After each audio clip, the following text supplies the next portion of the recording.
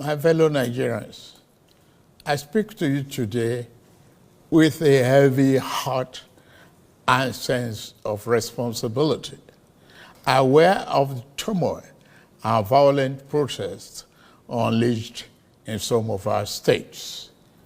Notably, among the protesters were young Nigerians who desired a better and more progressive country where their dreams, hope, and personal aspiration will be fulfilled.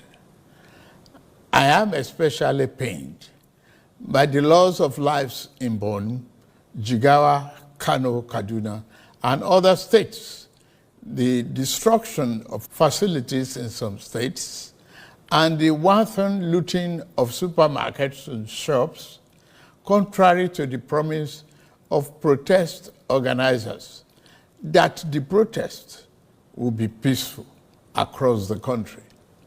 The destruction of properties set us back as a nation, as scarce resources will be again used to restore them. I commiserate with the families and relations of those who have died in the protest. We must stop further bloodshed, violence, and destruction. As the president of this country, I must ensure public order in line with the constitutional oath to protect the lives and property of every citizen. Our government will not stand idly by and allow a few with a clear political agenda to tear this nation apart.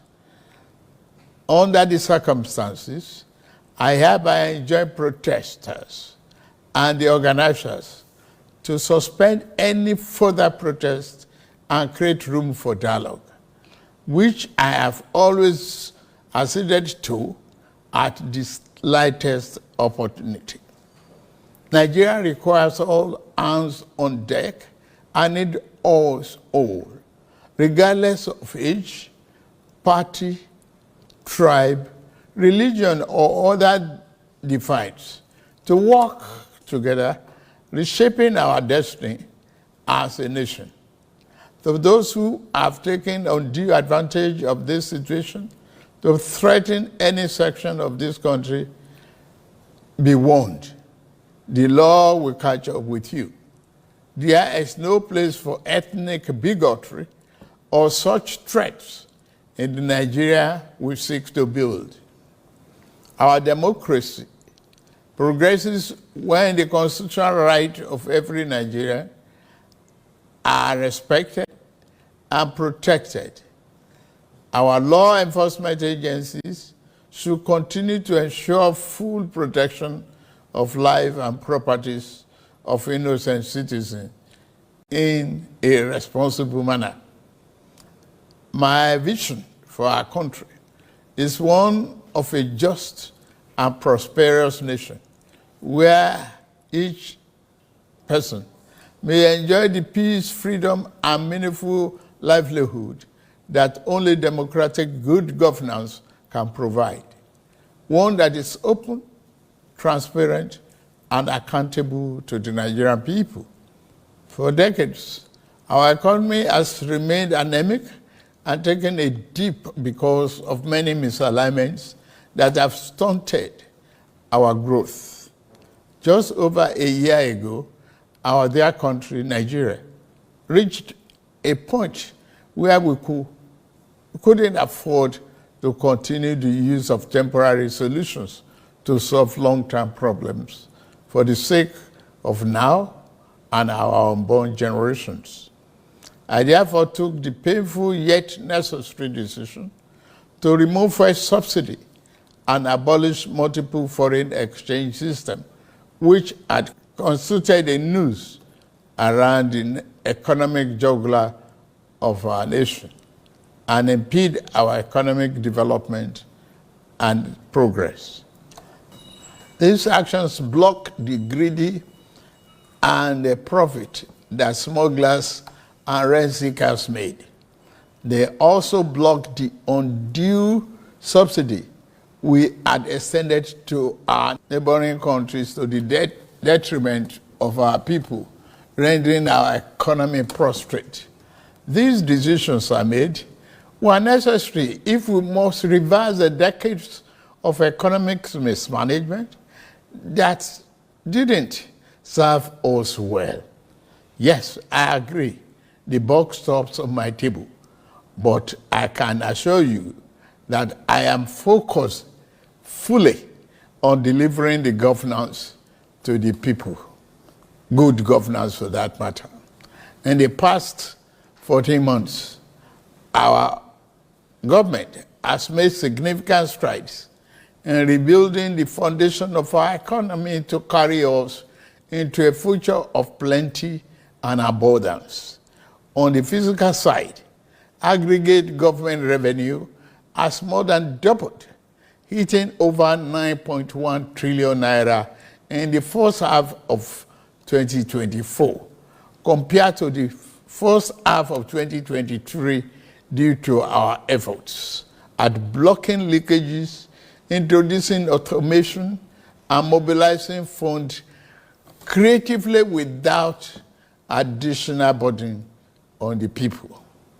Productivity is gradually increasing in the non-oil sector, reaching new levels and taking advantage of the opportunities in our current economic ambience. My dear brothers and sisters, we have come this far, coming from a place where our country spent 97% of all our revenue on debt service. We have been able to reduce that to 68% in the last 13 months. We have also cleared legitimate outstanding foreign exchange obligations of about 5 billion without any adverse impact on our programs. This has given us more financial freedom and room to spend more money on you, our citizens, to fund essential social services like education and healthcare. It has also led to our state and local government receiving highest allocation ever in our country's history from the Federation account. We have also embarked on major infrastructure projects across the country. We are working to complete inherited projects critical to our economic prosperity, including roads, bridges, railways, power, and oil and gas development. Notably, the Lagos-Calabar Coastal Highway and Sokoto-Badagry Highway projects will open up 16 connecting states, creating thousands of jobs and boosting economic output through trade, tourism, and cultural integration. Our once declining oil and gas industry is experiencing a resurgence on the back of the reforms I announced in May 2024 to address the gaps in the Petroleum Industry Act. Last month, we increased our oil production to 1.61 million barrels per day, and our gas assets are receiving the attention they deserve. Investors are coming back, and we have already seen 2 foreign direct investments signed over $500 million since then. Fellow Nigerians, we are a country blessed with both oil and gas resources, but we met a country that had been dependent solely on oil-based petrol, neglecting its gas resources to power the economy. We were also using our hard-earned foreign exchange to pay for and subsidize the use. To address this, we immediately launched our compressed natural gas initiative, CNG, to power our transportation economy and bring us down. This will save over 2 trillion naira a month being used to import PMS and AGO and free up our resources for more investment in healthcare and education. To this end, we'll be distributing 1 million kits of extremely low or no cost to commercial vehicles that transport people and goods and who currently consume 80% of imported PMS and AGO. We have started the distribution of conversion kits and setting up of conversion centers across the country in conjunction with the private sector. We believe that this CNG initiative will reduce transportation costs by approximately 60% and help to curb inflation. Our administration has shown its commitment to the youth by setting up the student loan scheme. To date, 45.6 billion has already been processed for payment to students and their respective institutions. I encourage more of our vibrant youth population to take advantage of this opportunity. We established the Consumer Credit Corporation with over 200 billion to help Nigeria to acquire essential products without the need for immediate cash payment, making life easier for millions of households. This will consequently reduce corruption and eliminate cash and opaque transactions. This week, I ordered the release of an additional 50 billion naira, each for NEL Fund, the student loan, and Credit Corporation for the proceeds of crime recovered by the EFCC. Additionally, we have secured $620 million under the Digital and Creative Enterprises, IDICE, a program to empower our young people, creating millions of IT and technical jobs that will make them globally competitive. This program, including the 3 million technical talent scheme, unfortunately, one of digital centers was vandalized during the protests in Kano. What a shame. In addition, we have introduced the Skill Up Artisans Program, SUPER, the Nigerian Youth Academy, NIA, and the National Youth Talent Export Program, NATEP. Also, more than 570 billion has been released to the 36 states to expand livelihood support to their citizens, while 600,000 nano businesses have benefited from our nano grants. An additional 400,000 more nano businesses are expected to benefit. Furthermore, 75,000 beneficiaries have processed to receive our 1 million micro and small business single-digit interest loans starting this month. We have also built 10 MSME hubs within the past year, created 240,000 jobs through them, and 5 more hubs are in progress, which will be ready by October this year. Payment of 1 billion each also have been made to large manufacturers under our single-digit loan to boost manufacturing output and stimulate growth. I signed the national minimum wage into law last week, and the lowest earning worker will now earn at least 70,000 naira a month. 6 months ago in Kasana, Abuja, I inaugurated the first phase of our ambitious housing initiative, the Renew Hope City and Estate. This project is the first of 6 we have planned across the nation's geopolitical zones. Each of these cities will include a minimum of 1,000 housing units, with Kasana itself set to deliver 3,212 units. In addition to this city project, we are also launching the Renew Hope Estate in every state, each comprising 500 housing units. Our goal is to complete a total of 100,000 housing units over the next 3 years. This initiative is not only about providing homes, but also about creating thousands of jobs across the nation, as well as stimulating economic growth. We are providing incentives to farmers to increase food production at affordable prices.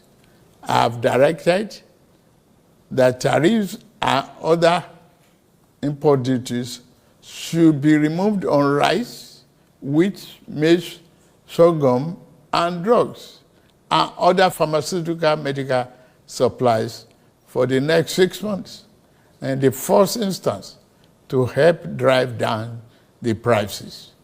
I have been meeting with our governors and key ministers to accelerate food production. We've distributed fertilizers.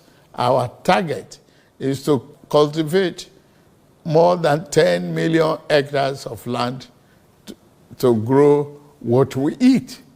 The federal government will provide all necessary incentives for this initiative, whilst the state provides the land, which will put millions of our people to work and further increase food production. In the past few months, we have also ordered mechanized farming equipment, such as tractors and planters, worth billions of naira from the United States, Belarus, and Brazil. I can confirm to you that the equipment is on the way. My dear Nigerians, especially our youths, I have heard you loud and clear. I understand the pain and the frustration that drive this protest, and I want to assure you that our government is committed to listening and addressing the concerns of our citizens. But we must not let violence and destruction tear our nation apart.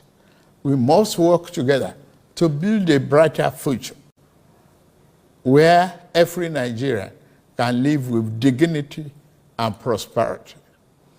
The task before us is a collective one, and I am leading the charge as your president. A lot of work has gone into stabilizing our economy, and I must stay focused on ensuring that the benefits reached every single Nigerian as we promised. My administration is working very hard to improve and expand our national infrastructure and create more opportunities for our young people. Let nobody misinform and miseducate you about your country or tell you that your government does not care about you. Although there have been many dashed hopes in the past, we are in a new era of renewed hope. We are working hard, and the result will soon be visible and concrete for everyone to see, feel, and enjoy. Let us work together to build a brighter future for ourselves and for generations to come. Let's choose hope over fear, unity over division, and progress over stagnation. The economy is recovering. Please, don't shut out this oxygen. Now that we have been enjoying democratic governance for 25 years, do not let the extremists of enemies of democracy use you to promote an unconstitutional agenda that will set us back on our democratic journey. Forward ever, backward never.